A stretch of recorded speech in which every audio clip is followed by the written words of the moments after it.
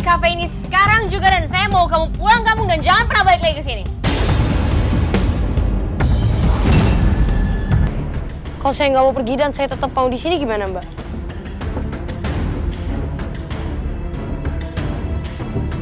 It's okay. Tapi saya punya ini.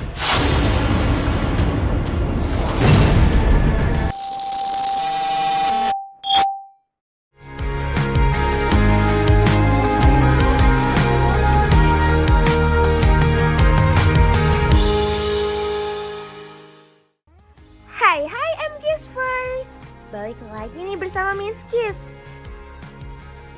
Yang mau ajakin MKiss First ikutin cerita merangkai kisah indah episode 94 dan 95. Cerita yang penuh drama yang buat perasaan kalian campur aduk. Tapi sebelum itu jangan lupa like, share, comment, and subscribe ya. Episode ini dimulai dari Rianti yang menghalangi Cynthia untuk memberitahu kepada Kenzo. Dan Kenzo senang melihat Rianti dan Cynthia yang sudah akur.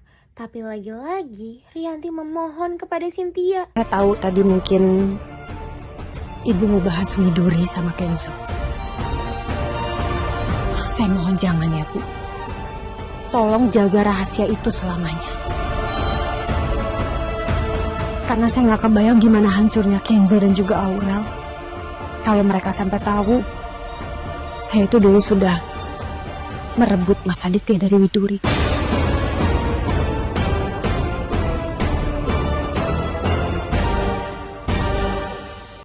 MKiss First, bahaya banget. Ibu kontrakan marah kepada Sandra yang berantakin gitu aja. Mbak, balikin kalungnya. Apaan sih? Lepas nggak? Jangan-jangan yang kirim foto diam-diam, terus Mbak yang ikutin Ken sama Mutiara, Mbak juga kan? Ibu ini kenapa ibu jadi nuduh-nuduh saya ya? Nggak, gini deh. Apa pentingnya saya nge-stalk-nya tuh sama Mutiara? What? What does it do? Dengar ya Bu, saya udah bayar ibu mahal. Jadi mendingan sekarang ibu kasih saya kalung kerangnya. Saya akan balikin uang Mbak. Saya tidak mau terlibat masalah. Enggak, saya tuh bener-bener gak ngerti deh. Kalung ini, kalung kerang dan ini tuh murah. Kenapa sih barang kayak gini aja tuh harus diribetin? Murah itu buat Mbak, tapi berharga buat Mutiara. Ibu kontrakan itu yang berusaha menghalangi Sandra, tapi tetap aja Sandra nekat. Makanya dia langsung menghubungi Kayla. Kayla sangat khawatir mengetahui itu. Sandra sebegitu teganya. Mengetahui Rianti yang ngobrol dengan Cynthia membuat Aditya was-was. Tapi Kenzo yang mau mengajak Mutiara juga dihalangi oleh Aditya. Aditya meminta Kenzo untuk pergi bersama Kayla. Gak hanya itu, Kayla yang memberitahu soal kalung kerang Mutiara membuat Kenzo langsung panik. Di lain sisi, Dikta yang mengizinkan Mutiara untuk pergi. Bahkan mereka juga berdebat soal orang tua angkat. Mereka gak tahu aja kalau ada Aurel yang mendengarnya.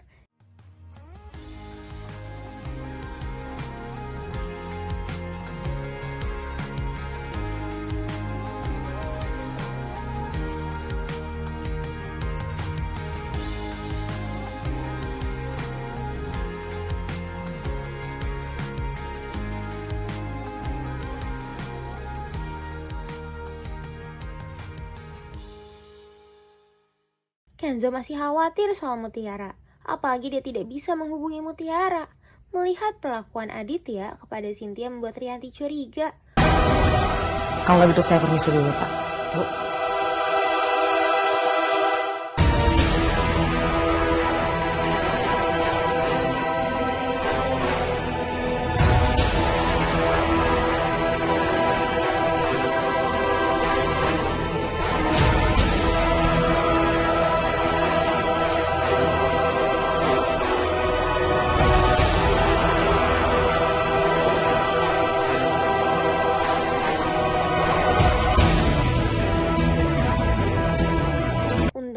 Tepat Kenzo yang akan mengantarkan Cynthia.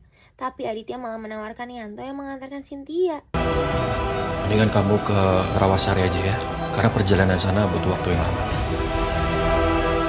Biar Papa aja yang nganterin Bu Cynthia.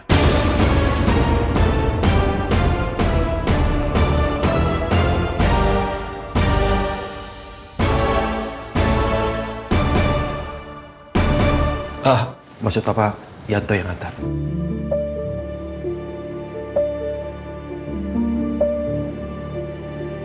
Sebelum Kenzo pergi, Mutiara menghubungi Kenzo. Mereka sama-sama capek dengan kelakuan Sandra. Kamu tuh kenapa sih? HP-nya malah kamu nonaktifin? Dari tadi kan saya telepon kamu. Maaf mas, saya cuma gak mau ganggu mas Kenzo lagi kerja. Saya dengar dari Kayla. Katanya kalau ngerang kamu diambil sama Sandra. Emang benar, Mbak Sandra tuh gak bisa banget ngelihat hidup saya tenang sebentar aja. Nanti saya temuin deh Mbak Sandra. Lagian juga mumpung saya soalnya udah izin buat pulang cepat, terus dibolehin. Nah, pas banget. Saya bakal sekalian kesana ke kafe. Habis itu saya mau ke Rawasari ngajak kamu juga sama Kayla. Tapi kan mas, Saya nggak terima penolakan. Lagian juga saya udah muak sama Sandra. Kalau mau sekalian kita laporin Sandra ke polisi. Saya mau jalan sana sekarang. Kamu tungguin saya di sana ya. siap mas. Tuh kan, pas banget ada Sandra yang datang ke kafe. Dan lagi-lagi ini soal ancamannya untuk Mutiara. Gak ada udahnya ya Sandra. Oh, kamu keluar dari kafe ini sekarang juga dan saya mau kamu pulang kampung dan jangan pernah balik lagi ke sini.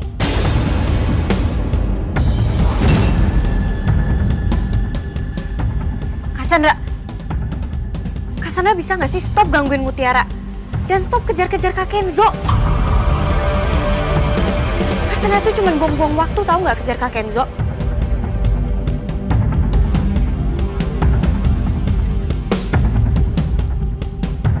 Aurel, Apaan sih? kamu bisa nggak stop ikut campur urusan aku? Aurel, Bahkan Sandra tega banget melukai Aurel.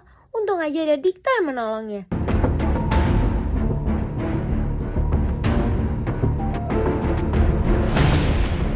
kalau saya nggak mau pergi dan saya tetap mau di sini gimana Mbak?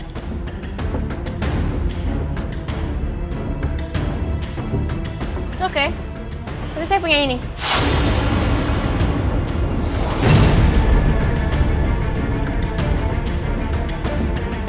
Kamu yakin? Kamu mau ngebantah saya? Saya bisa loh ngelempar kalung ini ke jalanan, terus maybe dilindas sama mobil, hancur, God. Tapi kalau misalnya kamu nggak mau itu terjadi, kamu harus pergi dari sini sekarang juga, Mutiara. Ya udah, saya bakal pulang kampung hari ini.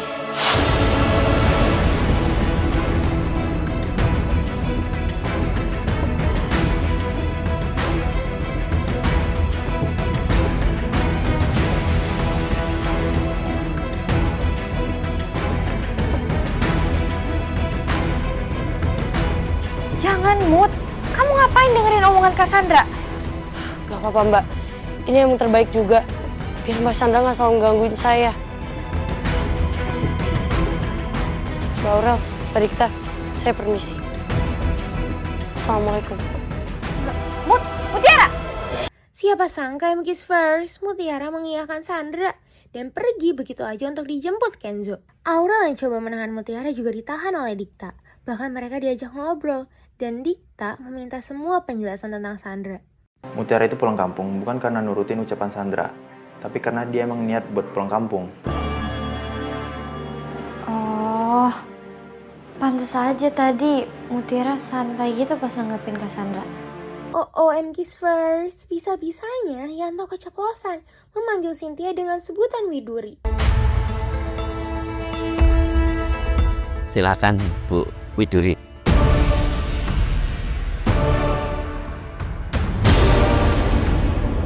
Oh my god, maaf, maksud saya Bu Cynthia. Maaf saya salah sebut ya Bu.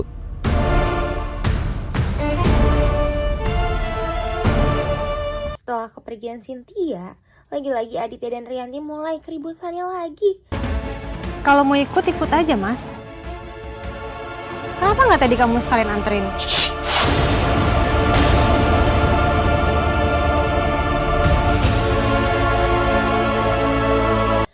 Miskis heran banget sama Sandra. Ulahnya itu ada aja. Dia memaksa untuk masuk ke kafe.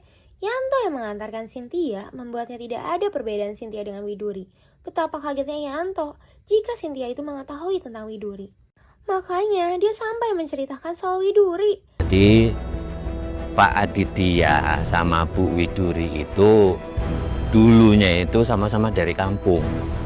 Mereka sama-sama merantau ke Jakarta bareng, dari tinggal di kontrakan yang sempit sampai Pak Aditya itu mulai sukses bisa beli rumah besar yang sekarang ini, Bu. Ya, tapi bertahun-tahun menikah, ya mereka belum dikasih anak, Bu. Nah, Pak Aditya mulai dekat sama Nyonya Rianti. Ya, mereka pacaran diam-diam, Bu. Tapi pas ketahuan, Bu Widuri itu langsung minggat pulang ke kampung, Bu. Sekarang aku paham. Bu Rianti bukan cuma ngerebut suami orang, tapi juga harta, rumah, dan semua yang dulu dibangun sama istri pertamanya Pak Aditya. Pantas saja ya, Bu Rianti takut banget kehilangan Pak Aditya. Ternyata Mutiara sudah punya rencana lain tentang kalung itu. Dan itu membuat Kayla dan Kenzo jadi senang. Kok kamu malah bisa sesantai itu sih? Jadi waktu saya ke pasar itu saya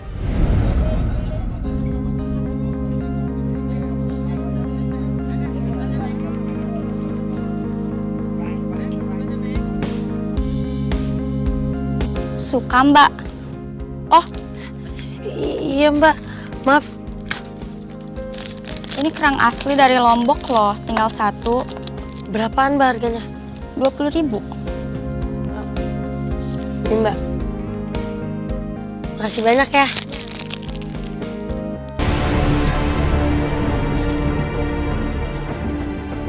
Mbak Sandra bisa ngerampas kalung ini kapanpun. Tapi aku gak akan biarin itu terjadi lagi. Jadi mulai dari sekarang, aku bakalan tukerin kalung asli yang punya ibu dengan kalung ini. Dan kalung ini bakalan ikut aku kemanapun.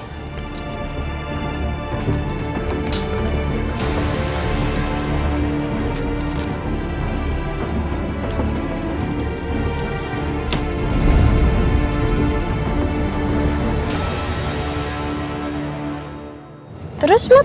Ya ini, kalung aslinya ada di sini. Tara!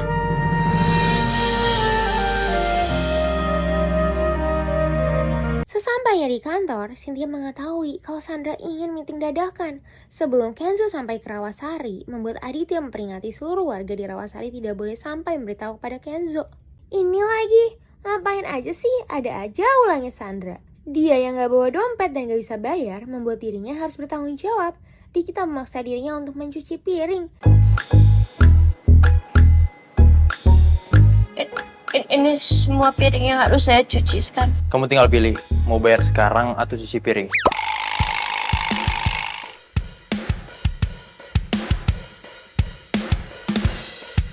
Aurel yang tahu juga senang melihat Sandra yang dikerjain Dikta. Tapi lagi-lagi, Dikta dan Aurel semakin dekat. Cynthia yang membuang bunganya direkam diam-diam oleh orang suruhan Aditya. Dan ini malah membuat Aditya semakin menantang. Sebelum Aurel pulang, Dikta mengajaknya bicara, apalagi soal keberadaan Ivan yang sering datang ke kafe. Dan itu membuat Dikta kagum dengan kerja Aurel. Dan pas banget Aurel yang dihubungi Ivan.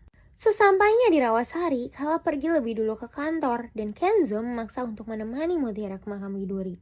Kamu tahu sendiri kan kalau saya itu nggak terima. Nggak terima penolakan. Iya saya tahu kok. Mas Kenzo nggak perlu ngomong sama saya. Karena semua itu udah di luar kepala saya.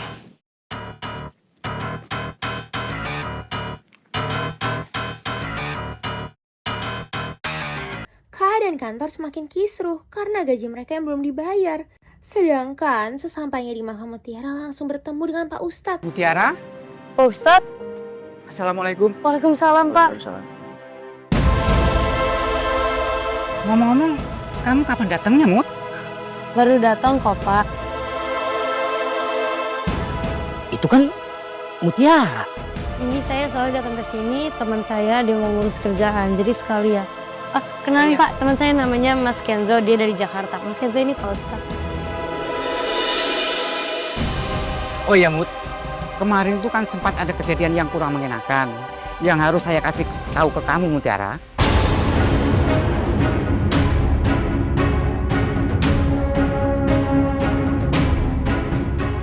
Kejadian apa tuh, Pak? Iya Mutiara, kemarin itu... Mutiara! Ya Allah, Assalamualaikum. Apa kabar, Kang? Sebelum Mutiara tahu soal kejadian yang kurang enak di makam Widuri, dia langsung dihalangi oleh orang bayaran Rianti. Bahkan dia juga melarang semuanya untuk memberitahu Mutiara. Ini membuat Kenzo curiga dengannya. Miskis jadi terharu melihat Mutiara yang dikuatkan Kenzo. Bahkan Mutiara yang merindukan Widuri membuatnya dia sangat-sangat amat menangis.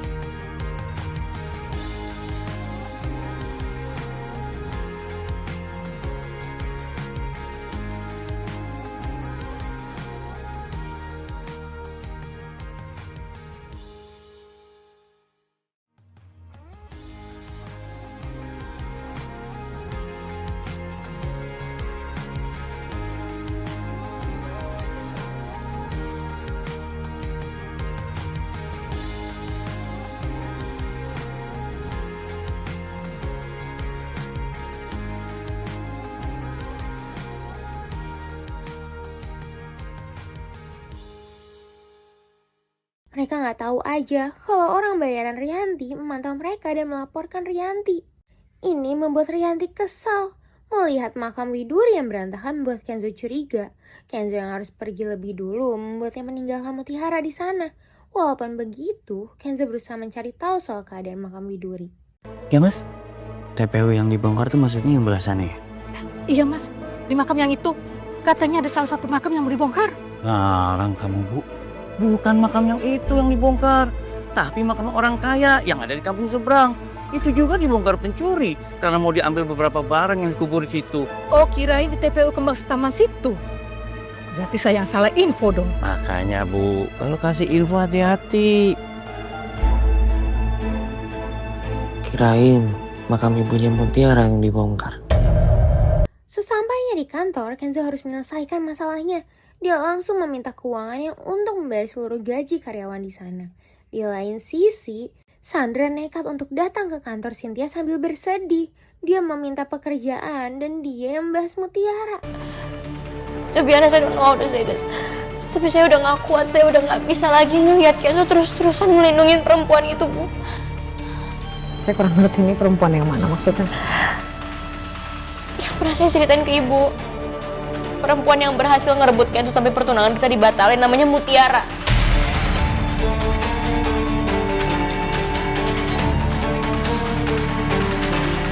Kayaknya nggak mungkin ya kalau Mutiara kayak gitu. Mungkin gimana sih? She has been trying to steal his heart slowly. Backgroundnya Mutiara tuh dari kampung, Bu. Jadi dia kesini, dia tuh mau ngelakuin apa aja buat bisa ngerebut hatinya Kenzo dan bisa dapat pacar anak orang kaya. Dan bahkan saya juga tahu kalau misalkan Mutiara tuh mau nikahin Kenzo cuma gara-gara statusnya doang.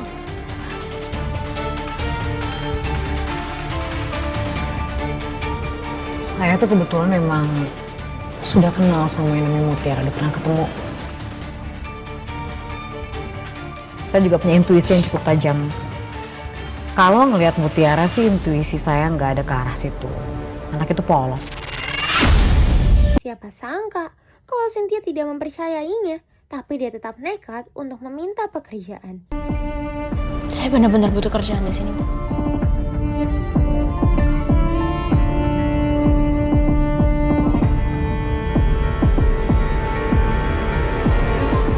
Saya udah nggak bisa lagi kayak gini. Saya udah nggak tahu lagi saya harus apa.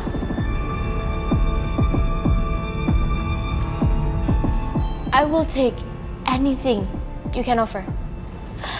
Saya cuma mau Kenzo jadi milik saya lagi. Saya mau Kenzo balik ke saya.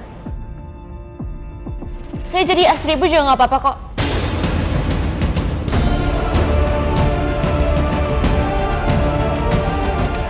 Serius. Dan I promise you, I won't do anything crazy, I won't do anything stupid, I promise. Saya cuma mau nambahin batasan aja.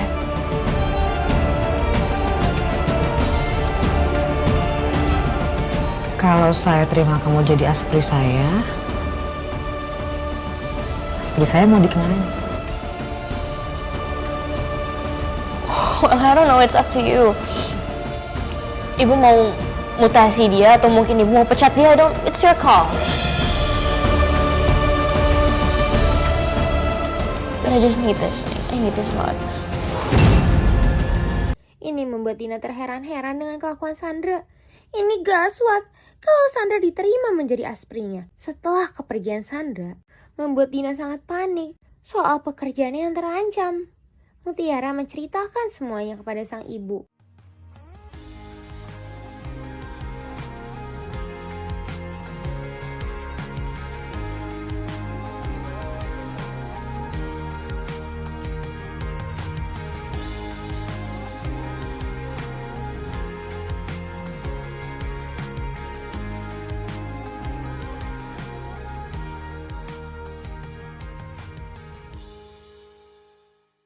Tapi tiba-tiba aja setelah mendapat kabar dari Kenzo membuat Mutiara ingin menyusulnya. Sebelum Mutiara menyusul Kenzo, lagi-lagi ada warga yang ingin memberitahu soal kejadian Aditya. Tapi lagi-lagi dihalangi. Ada orang datang ke makam ibu kamu.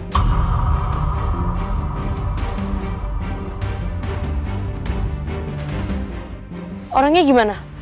Bapak lihat mukanya, ciri-cirinya mungkin? Atau siapa? Tahu namanya?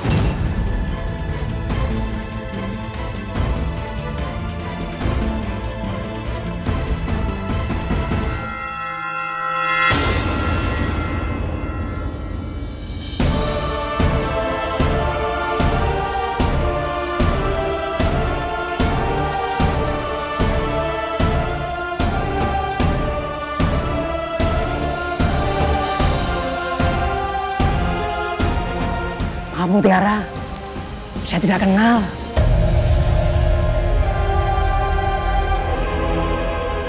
Ternyata orang itu salah makam. Dipikirnya makam ibu kamu itu makam istrinya. Dia berdoa lama sekali di situ. Dia nggak sadar bahwa itu bukan makam istrinya. Oh gitu doang, Pak.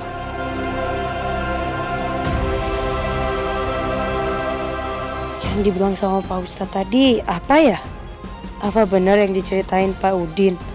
Tapi kok Pak Ustadz bilangnya itu kejadian yang gak mengenakan ya? Tiba-tiba Dina menemukan bros eksklusif milik Pak Bobby. Seperti ibu Dina yang pernah mendapatkannya. Dan seharusnya Dina yang akan mendapatkan bros itu. Tapi malah Cynthia yang diberikan. Baru juga Dina ingin menyimpan bros itu. Tapi Cynthia lebih dulu melihatnya. Melihat keadaan kantor yang kondusif membuat Mutiara heran. Tapi kepedulian Kenzo kepada Mutiara membuat Mutiara tidak berharap.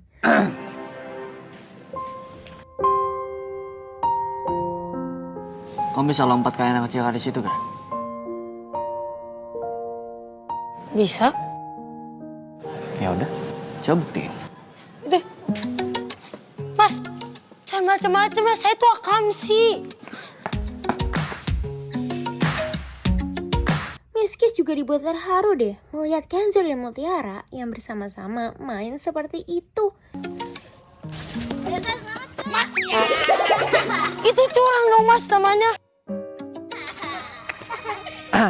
Aduh, Mas Kenzo, Mas Dia nggak Kenzo. bisa berarti tuh. Emang ya harus kan? ngelawannya sambil curang gitu ya Mas? Ini membuat Kayla semakin menyadarinya. Kedatangan Aurel di kampus lagi-lagi ajak Aurel berantem. Bahkan Aurel menolak untuk membantu Ivan menjadi model untuk lombanya. Hampir aja kiss first. Orang kantor itu keceplosan kalau Aditya ke Rawasari. Tapi permintaan Kenzo untuk Mutiara duduk di depan membuat Kayla yakin kalau Mutiara akan selalu dipilih Kenzo. Sedangkan Siti masih memantau Mutiara di kafe. Bahkan dirinya sampai meminta uang untuk membayar makanannya. Sama seperti Sandra yang berada di kontrakan Mutiara. Apalagi dia yang menghubungi Kayla gak diangkat. Kepulangan Aditya lagi-lagi membuat keributan antara Rianti dan Aditya. Kamu gak usah bohongin diri kamu sendiri, Mas Aditya. Stop! Cukup! Cukup ya? Cukup. Gue bilang cukup.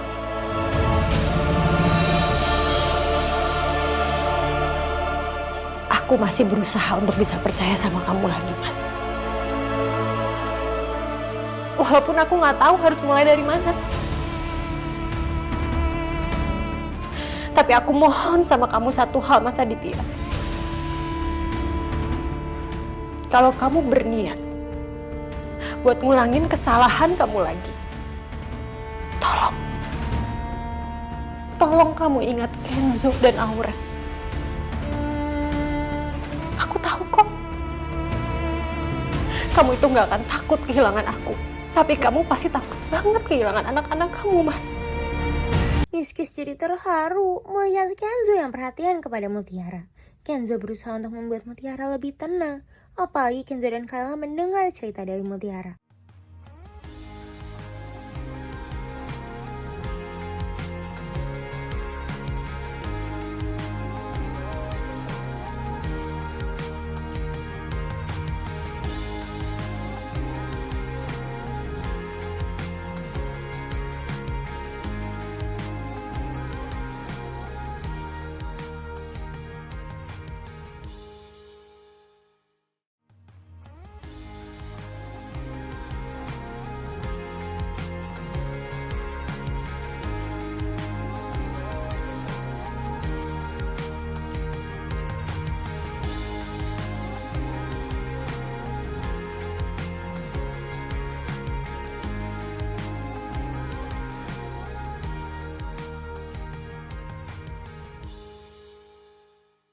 Sesampainya di kontrakan, lagi-lagi Mutiara berterima kasih kepada Kenzo. Tapi mereka gak tahu aja kalau ada orang bayaran Sandra yang memantau mereka. Makasih banyak ya, Mas. Semua yang udah Mas lakuin ke saya tuh baik semua dan selalu bikin saya bahagia. Udah minta tolong ke Bu Cynthia buat foto bareng. Sekarang juga Mas Kenzo nganterin saya sampai ke Rawasari. Nemenin saya juga di kuburan ibu. Makasih banyak ya, Mas. Sama-sama.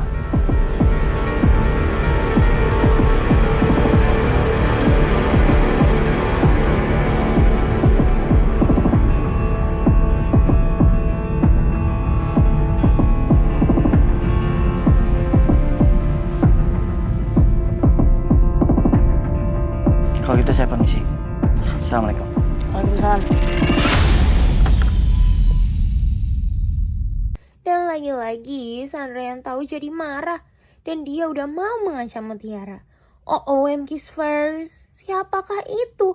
Apa itu adalah Dina yang akan merebut brosnya?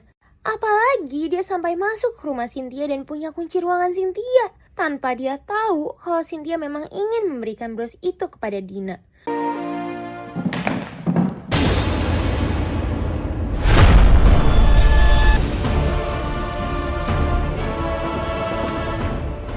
Kayak ada suara orang sih.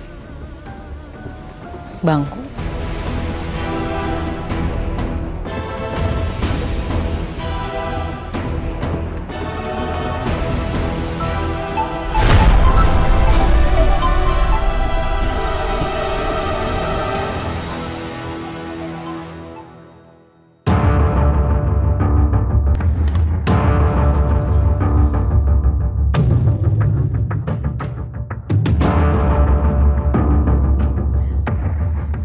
Brosnya ketemu.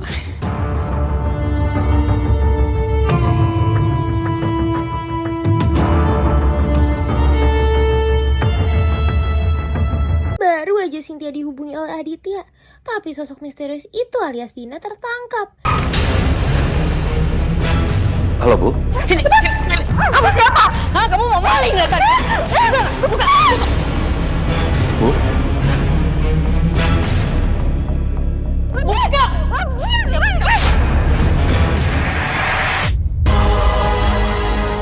Bu Cynthia.